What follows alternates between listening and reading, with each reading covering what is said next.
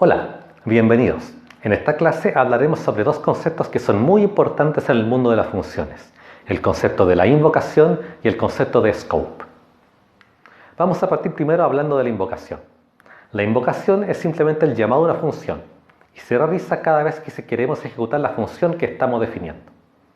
Si una función no se invoca y solo la definimos, el código que está dentro de la función nunca se va a ejecutar y se va a quedar sin realizar ninguna acción. Es necesario invocar una función después de definirla, pero nunca antes. De lo contrario, el intérprete de Python no la conocerá. Al invocar una función, es muy fácil caer en un error común del orden, es decir, llamar a la función antes que ésta esté definida. En el ejemplo que hay a continuación, se muestra una función que imprime una cuenta hasta justo antes de llegar al tope, tomando en cuenta el lugar donde se realiza la invocación. ¿Cuál creen ustedes entonces que será la salida de esta función en consola? Si lo miramos, nos da un error. Como la función fue definida justo antes del llamado, Python nos va a decir que dicho nombre no está definido y arroja un error, por lo que el programa termina y no ejecuta ninguna instrucción más. Ahora, si miramos el mismo ejemplo, pero en orden invertido, donde el llamado a la función cuenta está posterior a su definición, entonces ahora podemos ejecutarlo y vemos que el error no ocurre y todo se comporta como esperábamos.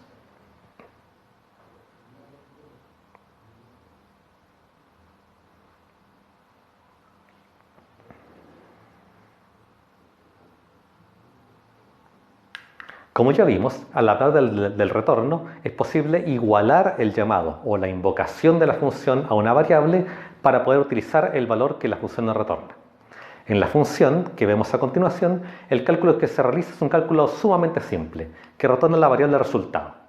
Al realizar el llamado, se iguala el resultado del cálculo de 5 a la variable salida, de modo que en la variable salida se tiene el valor que había en la variable resultado dentro de nuestra función.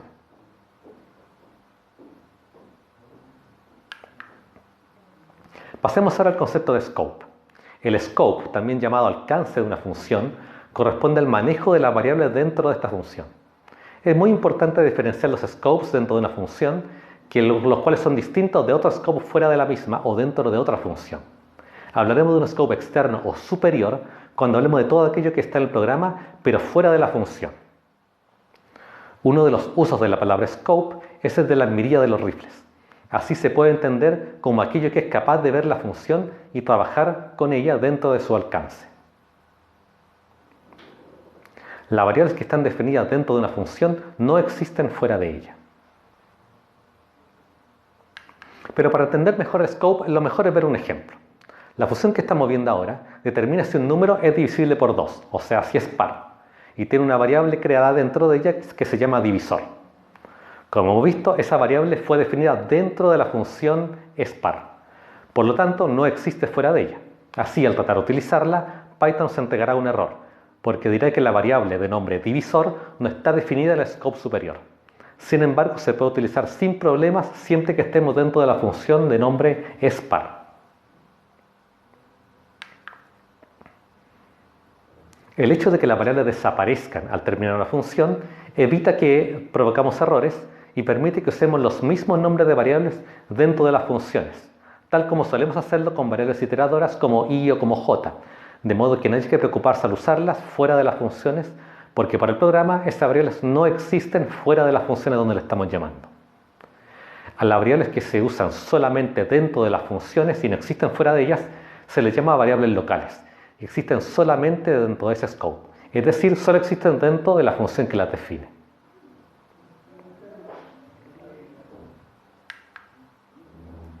Muchas veces podemos querer utilizar dentro de una función variables definidas afuera anteriormente, es decir, fuera del scope de la función. Esto es posible, pero únicamente se pueden leer, pero nunca modificar.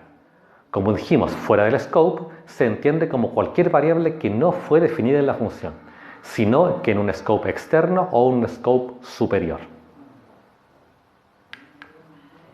A continuación vamos a ilustrar diversos casos con sus respectivas salidas para que vayamos entendiendo mejor el concepto. En primer lugar, tenemos la función de nombre fx, la cual utiliza el parámetro de nombre número y una variable de nombre factor, perteneciente a un scope superior. Esto es posible y funciona sin problemas. El llamado a print imprime el producto entre ambos y muestra el valor de factor utilizado.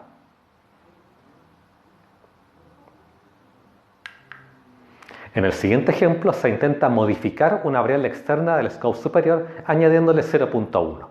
Entonces tratamos de modificar la variable de nombre factor, que está definida afuera, y en este caso el programa falla, porque no es posible modificar variables que están en un scope superior dentro de la función. Por último, en los siguientes ejemplos se muestra cómo las variables locales son variables distintas a la variable de scope superior. En la función de nombre fx3 se define un nuevo factor y el producto se realiza con ese factor que está definido dentro.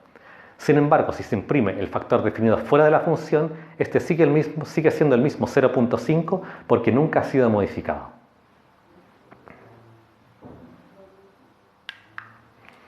En el siguiente ejemplo, en el caso de la función fx4, la función es llamada posteriormente a fx3. De modo que se podría pensar que el factor que se considera fx4 es el que definimos en fx3. Pero por lo que vemos, esto no es así.